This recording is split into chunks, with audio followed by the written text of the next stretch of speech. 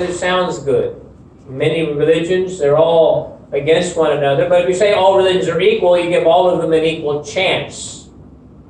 You can respect all of them. Everybody can find tolerance. So it's a very, very attractive idea. But the idea is founded on another idea, that all religion comes from man. Which idea is that man is God? Which idea man replaces God? And the idea is developed for one reason, to destroy the church that God established, to destroy the church that Christ invented, that he started. And so that is why Pope Leo XIII said it is the worst error of our day. The priests up in the Vatican II, the great missionary priests like St. Maximilian Kolbe, they understood that the great enemy of the Catholic Church today is Freemasonry. And Freemasonry said it. We must, the great Freemasons at the time of the French Revolution said, we have to crush the head of that infamous woman. We must crush her head. These are the words of Voltaire. Il faut écraser la infâme. That means that we must crush the head of the woman. And that woman, he meant the church.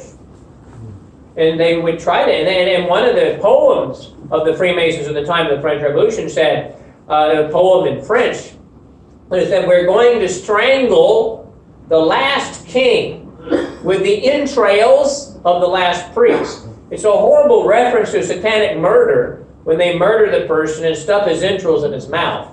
But the last king and the last priest. The last king, authority on earth, the fatherhood, the governor, the king who has authority from God, and the priest, the spiritual authority. So Freemasonry is attacking this authority. Now, it's a great enemy, and the great priests understood this. But when Maximilian Kolbe was a seminarian, he was only a seminarian in 1917, he was ordained in 1918, he had tuberculosis, he was in the hospital in Rome. And the Freemasons came into Rome with 1 million people, and they made a procession to the Vatican, and they were protesting, 1 million of them, in front of the Rome. And they had a giant banner of Lucifer on top and Michael down below, and they were casting them out, and they were saying, Lucifer will cast out Michael, and the Pope will be the servant of the Antichrist. That's what they said. You know very well, perhaps, that in 1869, if I'm not mistaken, somewhere in that time, Pope Pius IX captured the documents of the Alta Vendita. And these documents of the Alta Vendita, a very, very high-ranking Freemasonic circle in Italy, gave the plan that we are going to infiltrate Catholic seminaries, as many, get our young men into the Catholic seminaries. After that, get them into the bishops. After that, get into the Pope. So we have a Pope in the Catholic Church who will not condemn our ideas. We do not expect, they say in the document, that we get a Pope who's going to be a Freemason. We don't want that. We just want to have a Pope who will not condemn our ideas. This battle will take 100 years. But that doesn't matter. The soldier goes on, he dies, and he's replaced by another soldier. It is a long war. This document was published by the official Vatican publishing house under the orders of Pius IX. He unmasked Freemasonry, his plans. So the priests all knew that. And so when he saw this big army, he wasn't angry like I would be. He was, we must convert them. His idea was, we must convert the most radical and the most vicious and the most hardened enemies of the church. And that's why he developed the idea of the Militia Immaculate. Now, when he built the idea of the Militia Immaculate, I think we will often be surprised at what this army consists in, on its, let's say, its constituency. What is it that is required? If you go into the Marine Corps, you need to be able to do 50 push-ups in 1 minute, 50 sit-ups in 1 minute, run so many miles in 20 minutes. A lot of people can't do that.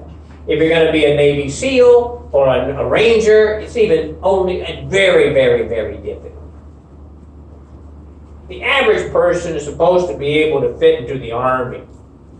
But the MI is even easier. The average Catholic who can do some very simple 4 things can belong to the MI. And I'll talk about that later, but why? Why something so simple? The reason is you have to have a lot of people in it. A lot of people in an army. The more people, you have to have numbers, just mass numbers. You can't take a handful of Navy SEALs and take over a country. They're very special. Maybe they'll take out Osama bin Laden or do something, blow up a submarine. They're very special forces. They can't do a big job. For a big job, you need a big army. And everybody in the army doesn't have to be an expert. They just have to be there. They have to have weight. And that's the idea. This MI is meant to gather a gigantic force of Catholics who are going to create a critical weight. This idea is illustrated by what happened once in New York City. In New York City, a priest was preaching, I believe, in the church of St. Agnes. And in the audience that he was preaching was a man named John Hafferty. He's the man that founded the Blue Army. Great, he wrote books on the scapular, a great Marian devotee. And John was there, and the priest, Father Kolbe, I think his name was, he's preaching, and at that time America was very anti-communist, so, and the priest was into it, and he says, Russia will convert. Russia will convert the day that there is one member of the Blue Army for every member of the Red Army. And of course, there was no Blue Army, but he was saying that there's one member of the Blue Army, everybody knows blue is Mary's color. One member of the Blue Army before Russia will convert. It means that there has to be foot soldiers in this world. Russia's not going to convert until there is many Catholics praying for his conversion as there are communists spreading communism. That was the idea. He said, I'm going to make the Blue Army. And he did. The Blue Army grew like crazy in the 1960s. After Vatican II, everything disappeared. The Blue Army became the world apostolate of prayer. Everything after Vatican II lost the military sense. The Eucharistic Crusade, I used to run the Eucharistic Crusade all the time, that became a children's group for the betterment of the personality development of the child. No longer crusade, conquer the Holy Land, save souls, and so on. The Blue Army became the world apostolate of prayer. The Militia Immaculate became a prayer group also. In the modern church, the Militia Immaculate prayer is this: O Mary, conceived without sin, pray for us that have recourse to thee, and for all those who do not have recourse to thee, especially the enemies of the church. Doesn't say, but in the old prayer, O Mary, conceived without sin, pray for us that have recourse to thee, and for all those who do not have recourse to thee, especially the Freemasons, and all those who are committed to thee. You may say, that's not a big change. It's very specific, however. And if you say Freemasons, I see young people here. Some of the people say, what's a Freemason? He looks it up, Google it, and then he's going to end up finding church documents against them. He's going to read that, and he's going to find Catholic social doctrine. And then he's going to read about the social reign of Christ the King. And he is in the middle of Catholic teaching. By one word, because the Freemasons are opposed to that. So you see, you change one little thing. Sometimes that specific change makes a big difference.